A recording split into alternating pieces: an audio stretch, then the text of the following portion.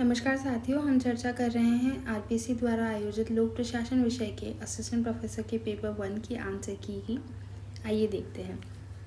Question number 127 में पूछा गया है, which of the following is not a reason for the phenomenal growth of administrative law in recent times. ये question हम आपको पहले ही बताते चलें, ये थोड़ा संशय की स्थिति में है इसे लेकर, पर हमें लगता है कि इसका आंसर जो है वो फर्स्ट ऑप्शन होना चाहिए, वाइडनिंग ऑफ फ्री इनिशिएटिव।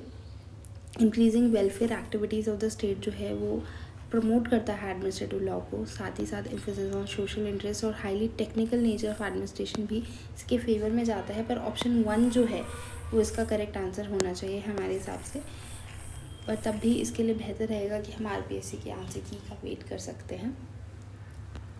इसके बाद क्वेश्चन नंबर 128 जो है इसमें बात की जा रही है, कौन सा जो फैक्टर है डिटरमाइन करने के लिए size of sample by researcher नहीं रहेगा। तो अवेलेबिलिटी ऑफ कंप्यूटर्स जो है वो अपने आप में इतना मेजर फैक्टर नहीं है सैम्पल साइज डिसाइड करने के लिए, बजाय nature of universe, availability of money या टाइप ऑफ सैम्पलिंग के।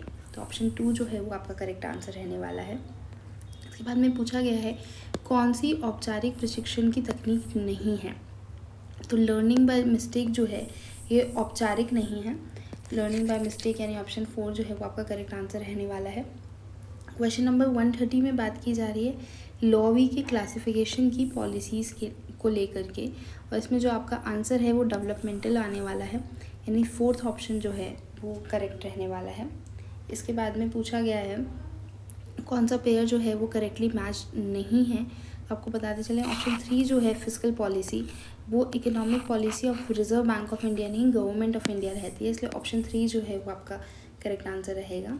इकोलॉजी जो टर्म है वो सबसे पहले इंट्रोड्यूस पब्लिक एडमिनिस्ट्रेशन में की थी JM गॉस ने 1947 में।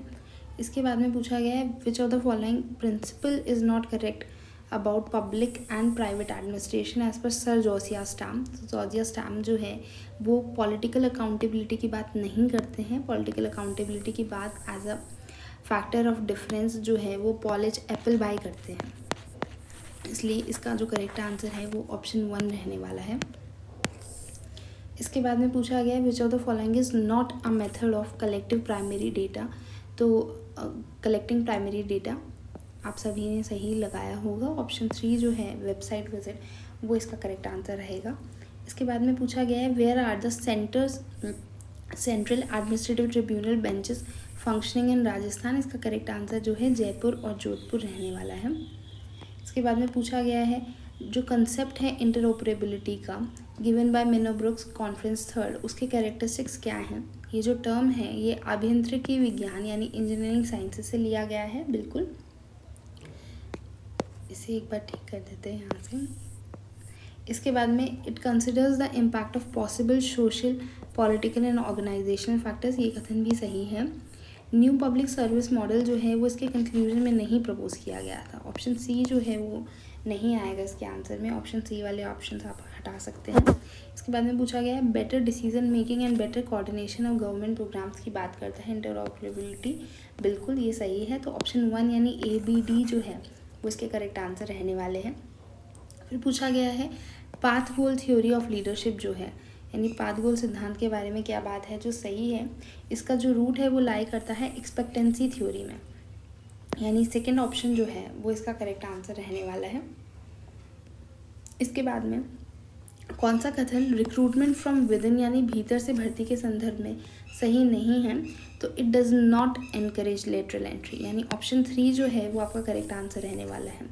ये पार्श्व प्रवेश को प्रोत्साहित नहीं करती है, क्योंकि भीतर से भर्ती से दरअसल प्रमोशन की बात की जा रही है, इसका लेटरल एंट्री से लेना देना नहीं है। उसके बाद क्वेश्चन नंबर 139 में बात की जा रही है रूल ऑफ लॉ की, कौन सा जो है फीचर नहीं है रूल ऑफ लॉ का।